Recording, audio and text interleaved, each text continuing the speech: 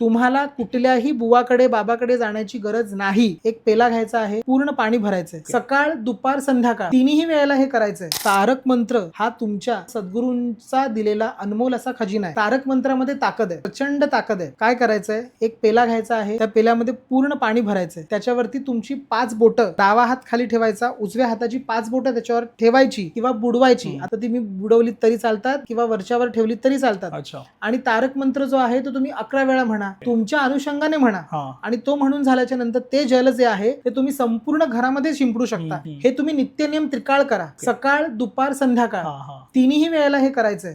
ह्याच्याने काय आहे ना की तुमच्या घरामध्ये नांदणारी जी काही लक्ष्मी आहे किंवा तुमच्या घरामध्ये नांदणारा जो काही वास्तुपुरुष आहे तो ह्या मंत्राच्या अभिमंत्रित केलेल्या जलाच्या पाण्याने चार्ज व्हायला मदत होतो।